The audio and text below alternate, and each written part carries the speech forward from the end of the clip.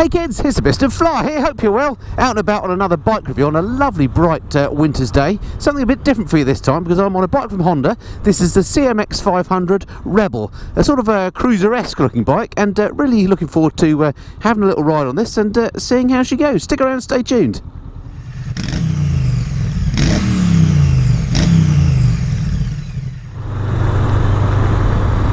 So as the name would indicate, this is a 500cc machine, or actually I think it's something like 473. I'll give you the details when I do the walk around shortly. And yeah, it sort of sits in a niche almost on its own, I guess. It's bobber-esque in its styling, and I suppose to me it reminds me a bit of the Triumph Bobber, which is the only other cruiser type bike that I've ridden actually. So in my mind I'm going to be comparing it to that, but it has to be said this bike is a lot cheaper than the Triumph Bobber. This comes in at under £6,000, whereas the Bobber is nearer 10. But this gives you a lot of those same advantages, so the sort of cool custom looks, the very low seat height, and this one has a sort of a throbbing parallel twin engine as well, which sounds really nice. So if you're in the market for a cruiser type bike, and maybe your stature is not that long, or in other words you're a shorter rider, then this is a perfect bike for you because the seat height on this is really low, so it's a very easy bike to ride. So just as I'm finding my way out of town then, let's go through some of the practical items on the bike, some of the things that struck me initially about it. Well, first thing is the seating position. As you'd expect of a bike of this type, it's a little bit odd in that you're sitting with your legs, well, they're not actually out to the front of you, unlike bikes like the Triumph Bobber where your feet are literally at the front here. These are actually tucked up underneath you still, but they're tucked up quite high actually, and it feels like my feet are sort of, you know, heading towards my ears. Obviously they're not, but much more so than I'm used to on bikes like this, where often you sit and feel like you're sitting on a chair, whereas actually this doesn't feel like that at all. It feels more like a conventional motorbike in that sense. It certainly wouldn't be a bike for the bigger rider. I've already said that it would be good for the shorter rider because of the low seat height, but your legs are quite tucked up actually, and I think if you were long in the leg you'd find this bike a bit small for you.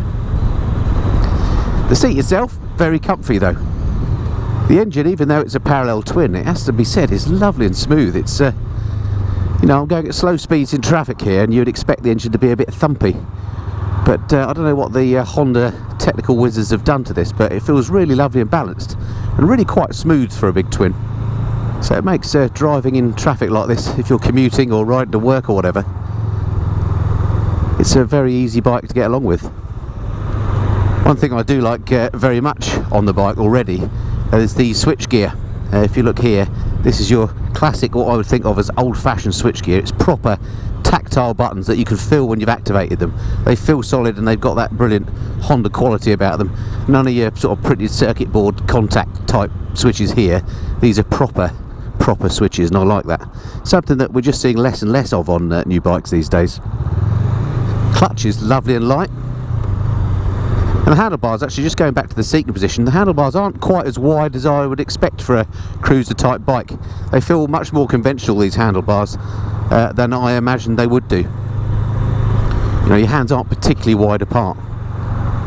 Yeah, one of the initial things that strikes me is just how smooth this engine is. It really is a nice unit. Again, just why I'm waiting to get out onto some more open roads. This worth just pointing out this instrument display. I think that looks really cool. It's a really sort of, well, you know, modern retro, if that makes sense. I suppose it doesn't make sense really, does it? But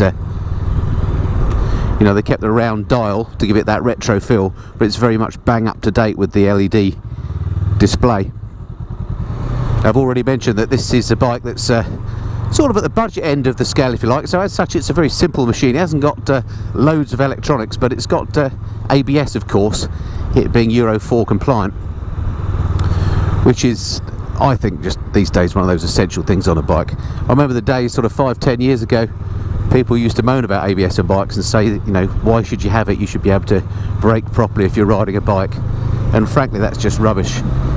I don't think anyone can beat ABS in an emergency, so of course this bike has that. But that's about it for electronics on the Rebel. Oh, it's grey van today.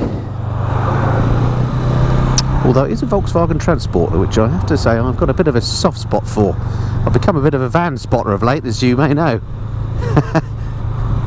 And the Transporter's the one of choice for me. Wow, that sun is bright. Not that I'm complaining. Right, let's try a little bit of faster road, see how she goes.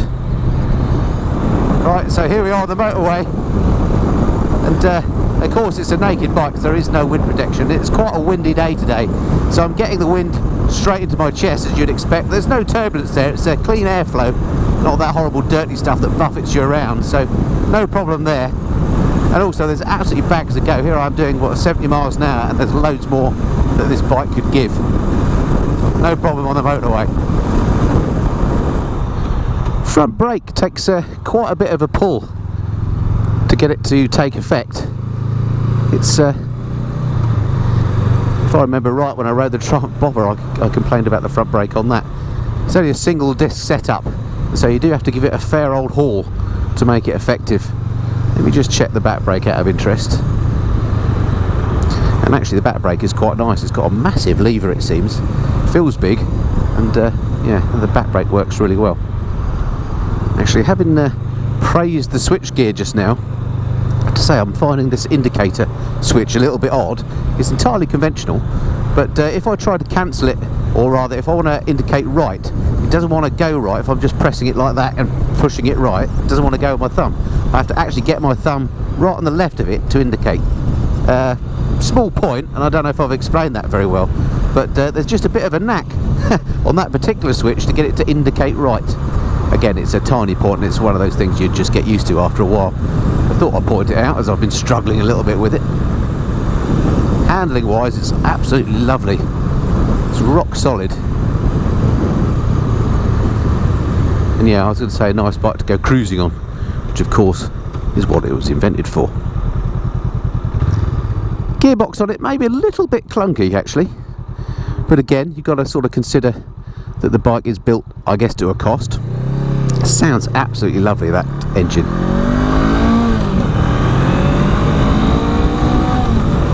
It pulls away beautifully. Yeah, very satisfying bike to ride actually. See you down there. Yeah, so even though it may seem like a relatively these days small engine at 500cc, it's got plenty of go for real world traffic work. Suspension on it is quite basic. It's only adjustable for preload on the rear, and it does feel, well, I'm just trying to think how it feels. I suppose it's on the hard side of the, if there's a scale between soft and hard, and ideally you're in the middle point, this one is slightly harder, but the ride quality is fine. And here we are again on a dual carriageway, holding 70 miles an hour, no problem at all. A great sort of real world bike. I was thinking the other day about what is, because I'd had a whinge before about actually some of today's bikes just being so powerful, particularly the Lita sports bikes, that they're just too much for the road as far as I'm concerned. So what is the sort of smallest capacity engine that you can get away with? Well, I came to the conclusion that you don't really need more than about 300cc if you're just doing proper, real world road riding. Different if you're on a tracking course or doing something a bit specialist, but if you're riding to work and using the bike for transport, the 300cc is enough. Well, this being 500 just gives you that a bit more, that you can have a bit of fun with it as well. Perfect real world sized engine, I think. Mirrors on it look a bit odd in the round style. I might be tempted to change those if the bike was mine for something a bit more subtle perhaps, but they work perfectly well. There's no vibration, I can see well past my shoulders, and yep, no problems with the mirrors. Well, I love days like this, just a beautifully crisp, clear winter's day. It's not too cold, it's about 10 degrees. You need your thermals on, but it's not, one of those bitingly cold days where it takes you all day to warm up again when you get off the bike. Clutch action actually is nice and light on here. And the handling is just much better than I thought it was going to be. It's really quite a nice bike to throw around roundabouts and so on. Just slow down, got a speed camera here. Alright, let's find somewhere appropriate to do the walk around of the bike. I'll show you what she looks like and talk you through the spec of the machine. Actually, on a day like this with nothing better to do, you could just cruise around all day. Beautiful. Okay, let's pull into the pub car park here. See if I can find an appropriate spot to do a walk around. Talk you through the spec. Yeah, let's go up there in the sunshine.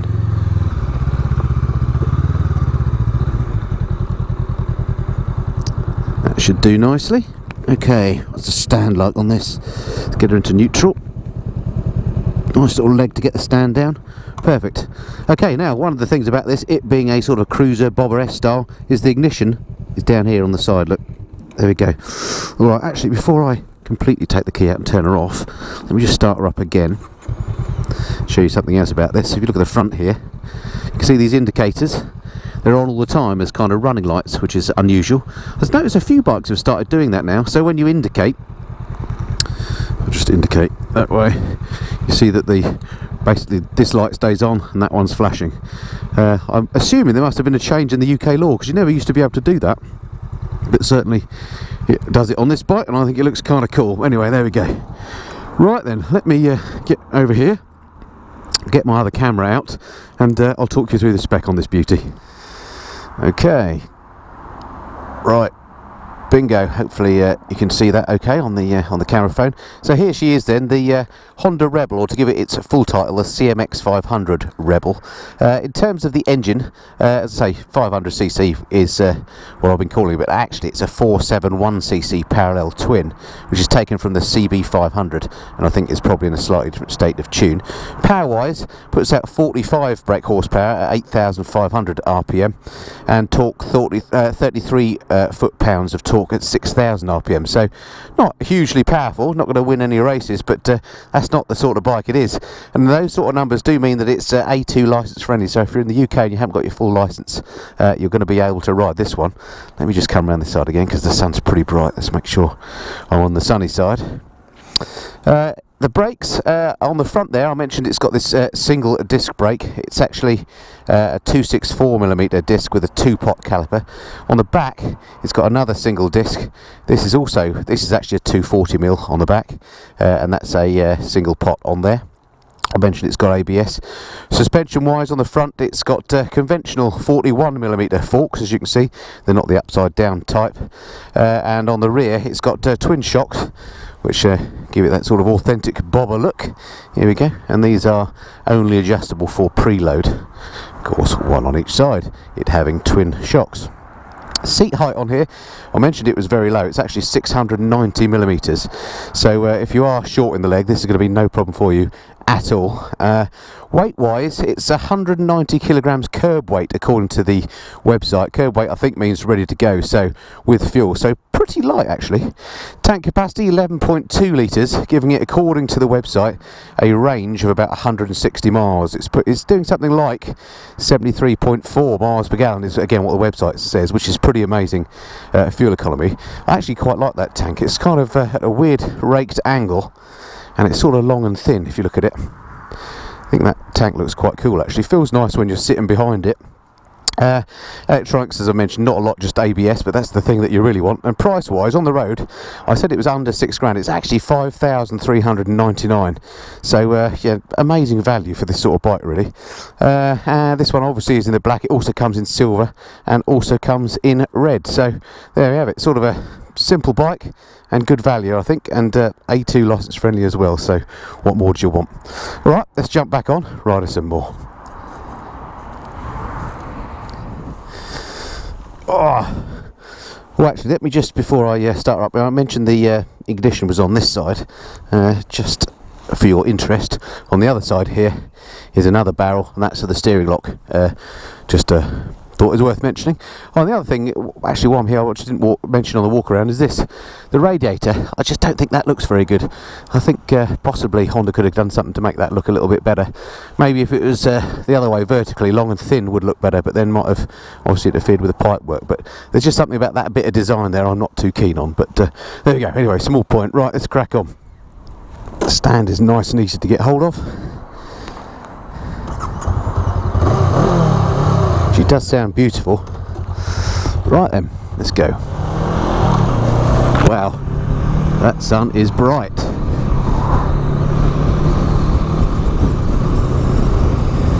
So I must just take this opportunity to thank Kevin and the guys up at HGB Motorcycles in Ruislip for lending me the bike.